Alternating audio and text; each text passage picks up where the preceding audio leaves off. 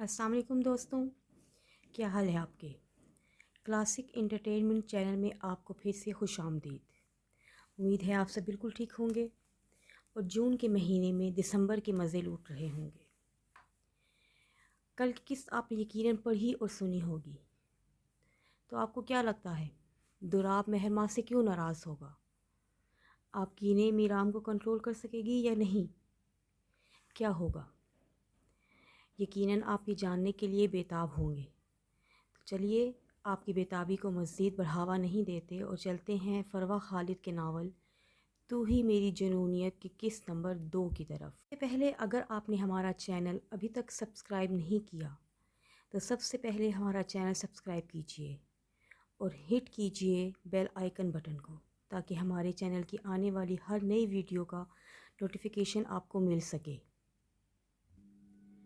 SP मीराम गाड़ी से कुछ फासले पर ही रुक गया था। उसे अंदाज़ा हो चुका था कि गाड़ी में महज लेडीज़ ही हैं, मगर थोड़ी देर बाद गाड़ी से निकलती एक इंतहाई मॉडर्न लड़की को देखकर उसकी रोशन पेशानी पर बाल नुमाया हुए थे। वो समझ गया था कि ये बिगड़ी नवाबजादियाँ अपनी शाही सवारी लेकर गरीब आवाम का नुकसान करने के लिए निकली हुई हैं। सियाह शार्ट शर्ट के नीचे नेवी ब्लू पैंट पहने, फैशन के तौर पर गले में लिया मफलर नुमा दुपट्टा एक स्टाइल से सेट किए, वो एक अदा से चलती एसपी मीराम के मुकाबिल आन खड़ी हुई थी। ज़रा सी धूप पड़ने पर ही उसकी दूधिया रंगत पूरी तरह लाल हो चुकी थी। देखिए सर, मैं जानती हूँ मैंने यहाँ गाड़ी मारकर बहुत बड़ी गलती की है, जिसके लिए मुझे थाने भी जाना पड़ सकता है, लेकिन मैंने ये जानबूझकर नहीं किया। पीछे से गाड़ी ने मुझे ओवरटेक किया, उसी को बचाते ये हादसा पेश आया, मगर मेरा इसमें कोई कसूर नहीं है। काइंडली आप हमें जाने दें। अबगीने मासूमियत के अगले पिछले रिकॉर्ड तोड़ती, शर्मिंदा होने की नाकाम कोशिश करती, एसपी मीराम के सामने सर झुकाए आन खड़ी हुई थी। वो अपनी तरफ से तो इसे सुनाने आई थी, मगर इस पुलिस ऑफिसर के तने नकूश देखकर वो समझ गई कि इससे उलझना महंगा पड़ सकता है। लाइसेंस है आपके पास? अगर है तो किस बेवकूफ़ ने आपको लाइसेंस दिया है? इतनी ट्रैफिक वाली जगह पर यूं फुल स्पीड में कौन गाड़ी चलाता है? मीराम की बात पर आबगीने ने तब कर उसकी जानिब देखा था। देखिए एसपी साहब, आप मेरी यूं इंसल्ट नहीं कर सकते। मैं बहुत अच्छी ड्राइविंग कर लेती हूँ। तेज़ धूप में आबगीने को अपनी स्किन जलती हुई महसूस हुई थी, जो बात मीराम की ज़ीरक निगाहें फ़ौरन नोट कर गई थी। अपना लाइसेंस चेक करवाएं। मीराम को वैसे ही इन अमीर लोगों से चिढ़ थी जो अपनी अय्याशियों में दूसरों की ज़िंदगियां कीड़े मकोड़ों की तरह कुचल देते थे।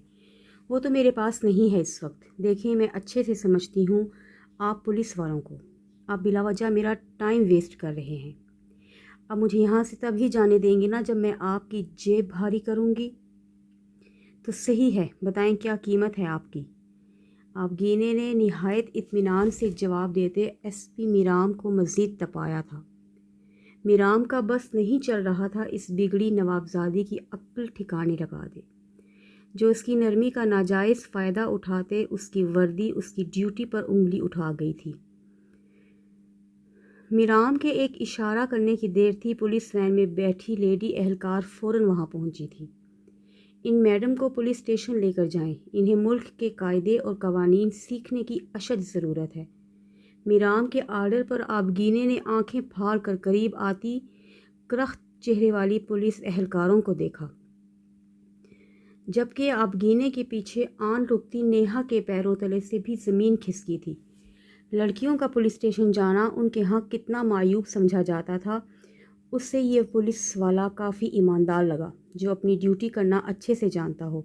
वो समझ गई थी कि उसकी अक्लमंद दोस्त कोई बहुत बड़ा ब्लंडर करके इस ऑफिसर को शदीद गुस्सा दिला चुकी है। सर प्लीज़ एक मिनट रुके, मेरी बात सुने। मीराम को पलटता देख नेहा भाग कर उसके करीब आई थी। मेहरमा मीराम के डर से गाड़ी में ही रुक गई। We are really sorry sir, अभी जो हुआ वो नहीं होना चाहिए था।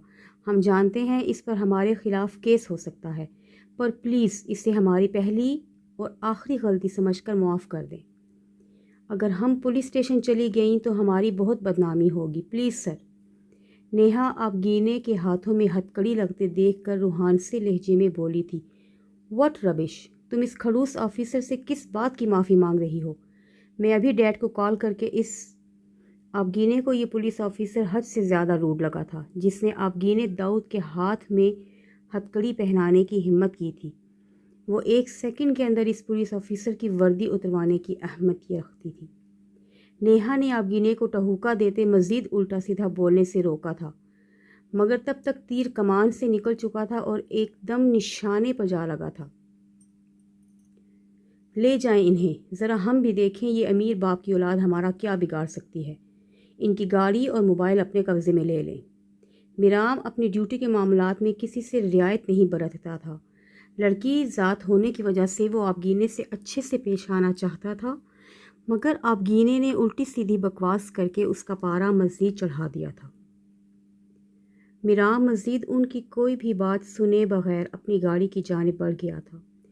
बहुत गलत कर रहा है ये शख्स, इसको तो मैं अब छोड़ूंगी नहीं। आपगीने का खून गुस्से से खोल उठा था। तुम परेशान ना हो, हम तुम्हारे साथ आती हैं।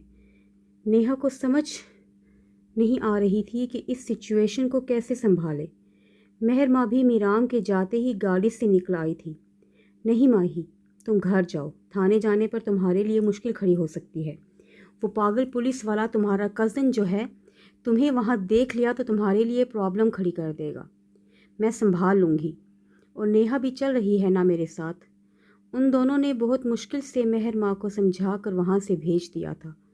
मेहर माँ जाना तो नहीं चाहती थी, मगर इसके अलावा उसके पास कोई चारा नहीं था। अब गिने को वो लेडी कांस्टेबल थाने ले आई थी, मगर एसपी मीराम उसे कहीं दिखाई नहीं दे रहा था।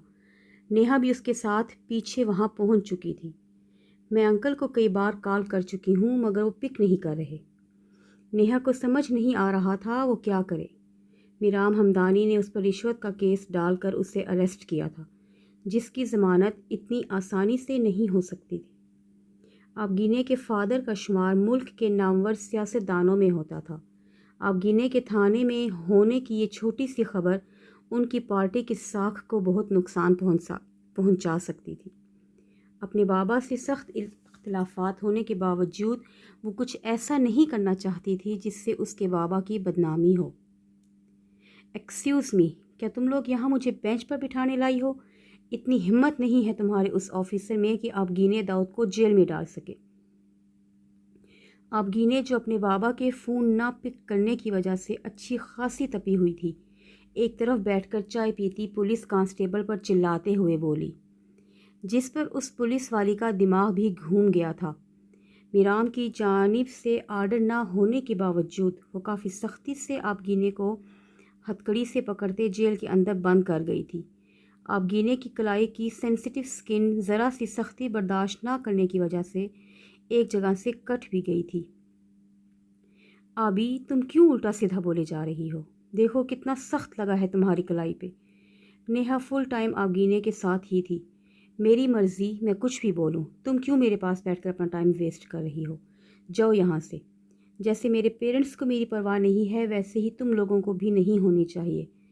आपगीने को न जाने क्या हुआ था कि वो ज़मीन पर बैठती घुटनों में चेहरा दिए रो दी थी।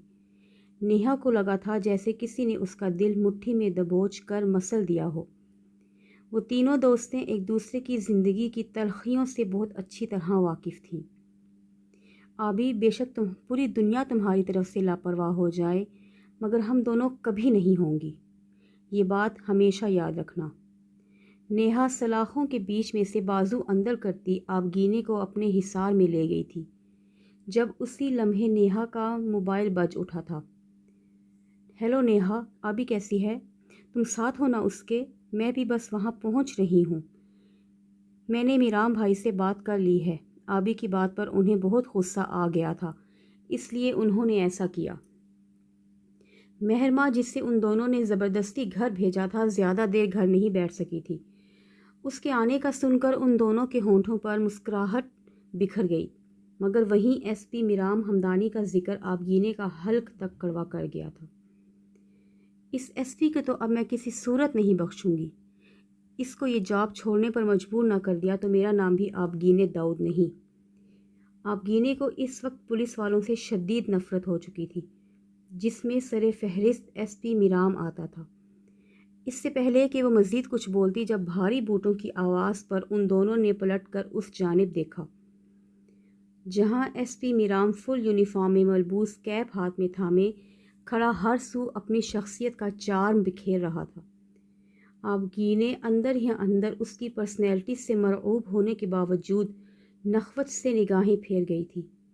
جی تو رانی صاحبہ، آپ کے ہوش کچھ ٹھکانے آئے؟ میرام کے پیچھے ہی مہرماں بھی دکھائی دی تھی۔ بھائی پلیز، وہ ایسی نہیں ہے جیسا آپ سمجھ رہے ہیں، وہ بہت اچھی ہے۔ مہرماں کو اپنی دوست کے ساتھ روا رکھا گیا میرام کا رویہ بہت برا لگا تھا۔ اچھا، مگر میرے نزدیک رشوت دے کر کسی کا ضمیر خریدنے والے لوگ مجرم ہوتے ہیں۔ میرام حوالات کا لاک کھولتے آبگینے کی جانب دیکھتے ہوئے بولا تھا، جو ذرا سی بھی گرمی برداشت نہ کر پاتی، خطرناک حد تک لال ہو چکی تھی۔ کوئی انسان بھلا اتنا نازک بھی ہو سکتا تھا؟ میرام نے یہ پہلی بار دیکھا تھا۔ میرام آبگینے کے برابر آن کھڑا ہوا۔ لیڈی کانسٹیبل اسے یہاں اتنے غصے میں چھوڑ کر گئی تھی کہ اس کی ہتھکڑی کھولنا بھی بھول گئی تھی۔ آبگینے اس کی باتوں کے جواب میں کچھ بھی نہیں بول رہی تھی، بس غصے سے اپنی ہیزل گرین آنکھوں سے اسے گھورے جا رہی تھی۔ اس کے ہاتھ سے ہتھکڑی نکالتے میرام کی نظر اس کی کلائی پر پڑی، جو ہتھکڑی لگنے کی وجہ سے اچھی خاصی زخمی ہو چکی تھی۔ آپ نے میرے ساتھ بہت غلط کیا ہے۔ آبگینے اپنی کلائیاں آزاد کرواتی نفرت آمیز لہجے میں اس سے مخاطب ہوئی تھی۔ ابھی تو میں نے کچھ کیا ہی نہیں، ورنہ اگر میرا بس چلے تو MNA داؤد عامر سے منسلک لوگوں کو وہاں پہنچا دوں جہاں سے لوٹ آنا ناممکن ہو۔ ایس پی میرام کمال کے لہجے میں اس سے کہیں زیادہ نفرت تھی۔ آبگینے نے زندگی میں پہلی بار کسی کی آنکھوں میں اپنے لیے ایسی نفرت دیکھی تھی۔ وہ کتنے ہی لمحے کچھ بول بھی نہیں پائی تھی۔ اسے اب سمجھ آ رہی تھی کہ اصل بات اس کا یوں سگنل توڑ کر گاڑی ٹھوکنا نہیں تھا، بلکہ اس پولیس والے کی اس نفرت کے پیچھے کوئی اور وجہ تھی۔ روشن کشادہ پیشانی جو پوری طرح شکن آلود تھی، تنے نقوش پر پھیلی ہلکی ہلکی شیو، انابی لبوں کو سختی سے ایک دوسرے میں پیوست کیے، لال آنکھوں سے اسے سالم نگلنے کے لیے تیار کھڑا تھا۔ یہ پولیس والا آبگینے کے دل کی دنیا لمحوں کے اندر تہوبالا کر گیا۔ بٹن کھول کر سلیوز کوہنیوں تک فولڈ کیے، مضبوط مردانہ ہتھیلیوں میں پولیس سٹک پکڑے، وہ خوبرو شخص اپنی دلکشی ہر طرف پھیلائے ہوئے تھا۔ آبگینے نے آج تک اتنا مغرور اور ہینڈسم پولیس والا بھی نہیں دیکھا تھا۔ آبگینے جو یک ٹک اسے ہی دیکھے جا رہی تھی، ایس پی میرام اس پر مزید ایک نگاہ بھی ڈالے وہاں سے نکلتا چلا گیا تھا۔ آبی، تم ٹھیک ہو؟ میرام کے نکلتے ہی آبگینے کو ایک ہی جگہ بت بنا کھڑا دیکھ کر وہ دونوں بھاگ کر اندر آئی تھیں۔ ہاں میں ٹھیک ہوں، پلیز اس جگہ سے جلدی نکالو مجھے، بہت گندی اسمیل ہے، اگر میں مزید یہاں کھڑی ہوئی تو ضرور بے ہوش ہو کر گر جاؤں گی۔ آبگینے جلدی سے خود کو نارمل کرتی اپنی اصلی لاپرواہی بھرے نک چڑے انداز میں ان دونوں کے ہونٹوں پر مسکراہٹ بکھیر گئی تھی۔ ویسے میرام بھائی نے تمہارا بالکل ٹھیک نام رکھا ہے رانی صاحبہ۔ مہرماں گاڑی میں بیٹھتے اسے چھیڑنا نہیں بھولی تھی۔ پلیز ماہی، نام مت لو اس پاگل پولیس والے کا، پہلے مجھے صرف چڑ تھی، اب تو نفرت ہو چکی ہے ان پولیس والوں سے۔ جب دل چاہا کسی کو بھی اٹھا کر حوالات میں ڈال دیا۔ افسری جھاڑنے کا کچھ زیادہ ہی شوق ہے اس پولیس والوں کو۔ آبگینے اپنی اندرونی کیفیت پر قابو پاتے نارمل انداز میں بولتی، ایس پی میرام کمال کو کوسنا شروع ہو چکی تھی۔ ارے میری بیٹی کب واپس آئی اور یہاں اس طرح کیوں بیٹھی ہو؟ جاؤ جا کر فریش ہو جاؤ، میں کھانا لگا دیتی ہوں۔ آج میں نے اپنی پوتی کی پسندیدہ بریانی بنائی ہے۔ فہمیدہ بیگم مہرماں کو باہر صحن میں ایسے گم سم سا تخت پر بیٹھا دیکھ اس کے قریب آئی تھی۔ مہرماں ان کی آواز پر چونک کر ان کی جانب متوجہ ہوئی تھی اور بنا کچھ بولے اگلے ہی لمحے ان کی آغوش میں سماتی بری ہی طرح سے رو دی تھی۔ ارے میرے بچے، کیا ہوا؟ ایسے کیوں رو رہی ہیں آپ؟ کیا دولاب سے پھر کوئی لڑائی ہوئی ہے؟ مہرماں کو اس بری طرح سے روتا دیکھ فہمیدہ بیگم فوراً پریشان ہوئی تھیں۔ نانو، میری جاب چھوٹ گئی، آپ جانتی ہیں نا کتنی مشکل سے یہ اچھی جاب ملی تھی۔ صبح ٹیکسی راستے میں خراب ہو گئی تھی۔ لیٹ پہنچنے کی وجہ سے باس نے ڈانٹ کر آفس سے نکال دیا۔ پہلی غلطی پر تھوڑی سی مہلت تو ملنی چاہیے نا۔ درا بھی آج کل مجھ سے بات نہیں کر رہے۔ میرا تو وقت ہی برا چل رہا ہے۔ مہرماں کے آنسوؤں سے ان کا آنچل پوری طرح بھیگ چکا تھا۔ فہمیدہ بیگم اپنی نازک سی پوتی کے اتنی شدت سے رونے کی وجہ جان کر مسکرائے بغیر نہیں رہ سکی تھیں۔ انہوں نے بنا ماں باپ کی بچی کو انتہائی نازوں سے پالا تھا۔ اسے دنیا کی گرم ہوا سے بچانے کی پوری کوشش کی تھی، مگر بہت سے معاملوں میں ناکام رہی تھی۔ مہرماں کے والدین کا ماضی سیاہ دھبا بن کر اس کی زندگی میں ہمیشہ سیاہی بھر دیتا تھا۔ ماہی، اس میں اتنی رونے والی کیا بات ہے؟ رونا اور پریشان تو ان لوگوں کو ہونا چاہیے جنہوں نے میری پوتی جیسے قابل اور محنتی امپلائی کو کھویا ہے۔ میں نے تمہیں ہمیشہ سکھایا ہے کہ اگر ہم ہر بات کا مثبت پہلو تلاش کریں تو بہت سی پریشانیاں خود بخود ہی کم ہو جاتی ہیں۔ کیا پتہ اس جگہ سے تم اس لیے نکالی گئی کہ میرا رب تمہارے لیے اس سے بھی کہیں زیادہ اچھے کا انتظام کیے بیٹھا ہو۔ میری ماہی بہت باہمت لڑکی ہے، اتنی آسانی سے کبھی ہار نہیں مانے گی۔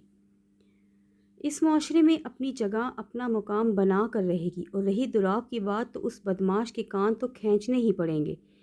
ایسے ہی ہر وقت میری پوتی کو رلاتا رہتا ہے، بھلا یہ کیسی محبت ہے اس کی؟ فہمیدہ بیگم نے مہر ماں کا ماتھا چومتے ہمیشہ کی طرح اس کا حوصلہ بڑھایا تھا۔ مہر ماں نے اس کے کندھے پر ہی سر ٹکائے نگاہیں اٹھا کر ان کے صبیح چہرے کی جانب دیکھا۔ دادو، اگر آپ میرے پاس نہ ہوتیں تو میرا کیا ہوتا؟ میں آپ کے بغیر نہیں رہ سکتی۔ پلیز مجھے چھوڑ کر مت جائیے گا، میں مر جاؤں گی۔ مہر ماں نے بہت بار کا کہا اپنا جملہ دہرایا تھا، جس پر فہمیدہ بیگم دھیرے سے مسکرا دی تھی۔ تمہیں مضبوط صاحبان سونپے بغیر اس دنیا سے جانے کا کوئی ارادہ نہیں ہے میرا۔ فہمیدہ بیگم نے ماحول کے بوجھل پن کو ختم کرنے کے لیے بات کو مزاح کا رنگ دیتے کہا تھا۔ اچھا جی، تو کیا ارادے ہیں آپ کے؟ مجھے بھی تو پتہ چلے۔ مہر ماں نے جواباً انہی کے انداز میں پوچھا تھا۔ دراب کے ماں باپ سے بات کرنے والی ہوں آج کل میں، کہ اپنی اس روتی دھوتی بہو کو لے جائیں یہاں سے اور خود ہی سنبھالیں۔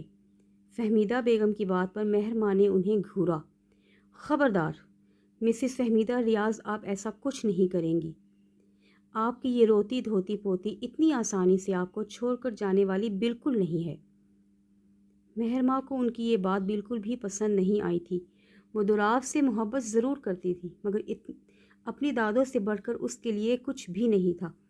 اچھا، یہ سب باتیں بعد میں کریں گے، پہلے جا کر فریش ہو جاؤ، کھانا کھا کر تھوڑی دیر ریسٹ کرو، شام کو پھر تمہارے تایا کے گھر بھی جانا ہے۔ ثانیہ کا نکاح ہے، تمہاری تائی آئی تھیں دعوت دینے، اور میں تمہارا کسی قسم کا کوئی انکار نہیں سنوں گی۔ تیاری کر لو، شام کو لازمی چلنا ہے میرے ساتھ۔ فہمیدہ بیگم اسے انکار کے لیے منہ کھولتا دیکھ کر فوراً ٹوکتے ہوئے بولی تھیں۔ وہ اچھے سے جانتی تھیں کہ مہر ماں اپنے تایا تائی اور چچا وغیرہ کے گھروں میں جانے سے بہت کتراتی تھی۔ فہمیدہ بیگم صرف مہر ماں کی وجہ سے اتنے سال اپنے سب بچوں سے دور رہی تھی، مگر اب وہ یہی چاہتی تھیں کہ مہر ماں ان کے بیچ جا کر ڈٹ کر سب کا سامنا کرے، بنا کسی قصور کے۔ انہیں مہر ماں کا مجرموں کی طرح جھکا کر سر برداشت نہیں تھا۔ وہ نازک اور پیاری سی لڑکی اپنے ماں باپ کے کیے کی سزا برداشت کرنے کے لیے نہیں بنی تھی۔ اپنوں کی محبتوں اور خوشیوں پر اس کا بھی برابر کا حق تھا۔ اوکے، جب آپ ہٹلر بن کر آرڈر دیتی ہیں تو مجھے بالکل بھی اپنی پیاری والی دادو نہیں لگتی۔ آ جاؤں گی آپ کے پیارے رشتہ داروں کے گھر۔ مہر ماں منہ بسورتی اپنے کمرے کی جانب بڑھ گئی تھی۔ اس کے معصومیت بھرے انداز پر فہمیدہ بیگم دھیرے سے مسکرا دی تھیں۔ کیا تمہیں زامیہ اور فہم کی منگنی سے ذرا فرق نہیں پڑا؟ تمہارا یہ خاموشی بھرا انداز مجھے کسی بڑے طوفان کا پتہ دے رہا ہے۔ یاسر نے ارزم کے آفس میں داخل ہوتے اسے مخاطب کیا تھا، جو بڑے ریلیکس انداز میں ریوالونگ چیئر پر بیٹھا سامنے رکھی فائل کا جائزہ لے رہا تھا۔ تو تمہیں کیا لگتا ہے کہ مجھے کیا کرنا چاہیے؟ اپنا بزنس چھوڑ کر زامیہ کی بے وفائی کا روگ لے کر صحراؤں میں نکل جاؤں؟ ارزم نے فائل بند کر کے ٹیبل پر پٹختے خشمگین نگاہوں سے یاسر کو گھورا تھا۔ وہ اچھے سے سمجھ رہا تھا کہ یاسر اس سے کیا اگلوانا چاہتا ہے، مگر ارزم ہمدانی جیسے گہرے شخص کے راز کا پتہ لگانا انتہائی مشکل امر تھا۔ جی تو دوستوں، بتائیے کیسی لگی آپ کو آج کی دوسری قسط؟ اور یقیناً آپ نے کہانی شروع کرنے سے پہلے تکے بھی لگائے ہوں گے، تو ہمیں اپنے کمنٹ سیکشن میں لازمی بتائیے گا کہ آپ نے جو تکے لگائے وہ کتنے غلط ہوئے اور کتنے نشانے پر لگے۔ ویسے بھی ایک اچھا قاری وہی ہوتا ہے جو کہانی پڑھنے کے ساتھ رائٹر کے دماغ کو جج کرنے کے لیے کہانی کے ساتھ ساتھ اپنے اندازے بھی لگانا شروع کر دیتا ہے۔ تو چلیں دیکھتے ہیں آپ کے کمنٹس پڑھ کر کہ آپ کو یہ کہانی آپ کے اندازوں کے مطابق کتنی چلتی دکھائی دے رہی ہے، اور اپنے تبصروں اور اپنے خیالات سے ہمیں آگاہ کرتے رہیے گا، تاکہ ہم اسی طرح جلد از جلد اس کہانی کی قسطیں لے کر آپ کے پاس آتے رہیں۔ اپنا خیال رکھیے، خوش رہیں، خوشیاں بانٹیے۔ اللہ آپ کا حامی و ناصر ہو۔ ملتے ہیں بہت جلد انشاءاللہ۔ اللہ حافظ۔ شکریہ۔